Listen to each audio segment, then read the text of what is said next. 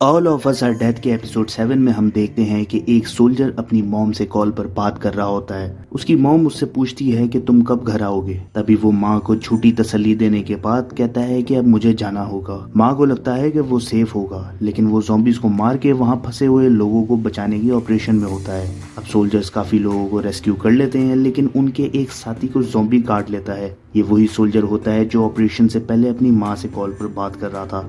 फिर उसको पैक करके वहां से ले जाया जाता है। अब मिस्टर ली का क्लिप दिखाया जाता है जिसमें वो बताते हैं कि पूरी तरह ज़ॉम्बी बन जाने के बाद भी वाइट ब्लड सेल्स बच जाते हैं और वायरस से फाइट करते हैं। अगर बॉडी का टेम्परेचर बढ़ा दिया जाए तो वाइट ब्लड सेल्स ताकतवर हो जाएंगे और वायरस को खत्म कर देंगे। वो ये एक्सपेरिमेंट अपनी बीवी और बच्चे पर करते हैं कि शायद वो ठीक हो जाएं। ओंजो के फादर पानी से निकल के भागने लगते हैं। क्लास में ओंजो नामरा को तसल्ली देती है।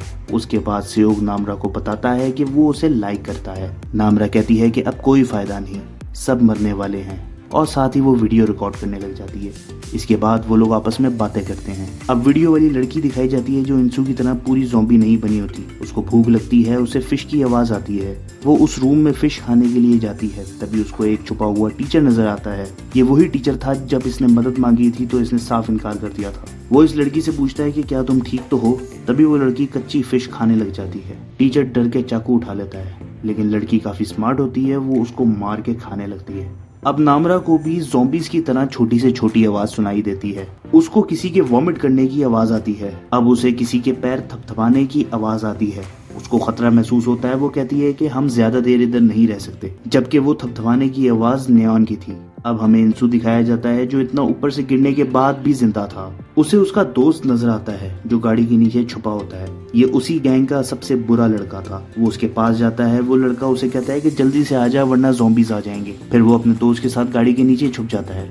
अब उसका दोस्त अपनी जान बचाने के चक्कर में कहता है कि तू सामने गाड़ी तक जा, ज़ॉम्बीज़ डिस्ट्रैक्ट हो जाएंगे और मैं दूसरी तरफ से भाग जाऊंगा।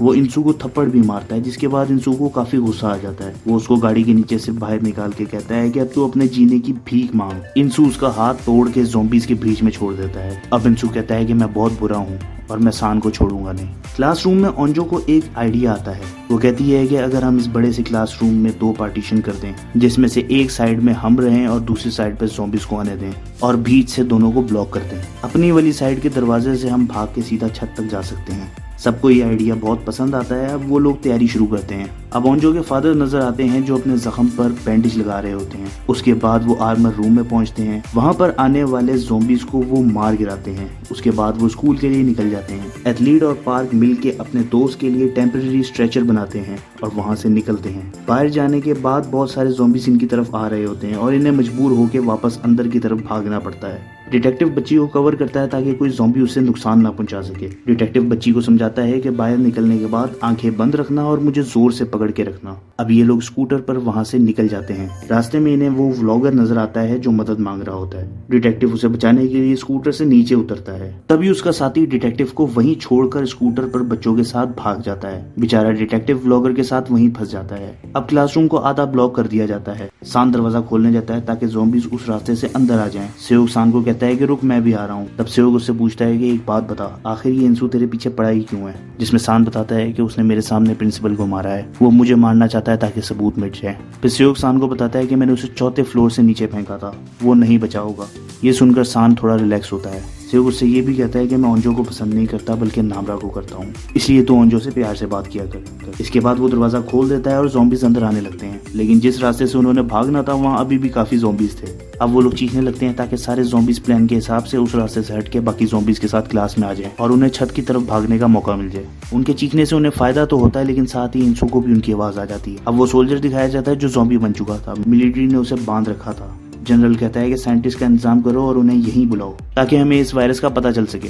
अब एक सोल्जर जनरल को बताता है कि एक पॉलिटिशियन आपसे मिलने की जिद कर रही है। जनरल जब उसके पास जाता है तो पॉलिटिशियन उससे हाइसन स्कूल के बारे में बात करती है। वो कहती है कि हाइसन स्कूल में हेलीकॉप्टर भेजिए, वहाँ काफी बच्चे हैं, उन्हें रेस्क्यू करें और मुझे यहाँ से बाहर निकालें। जनरल वहाँ से चुपचाप चला जाता है, लेकिन बाहर निकलते ही वो पूछता है कि कितने स्टूडेंट्स को बचाया गया है और हाइसन में कोई हेलीकॉप्टर भेजा भी है या नहीं।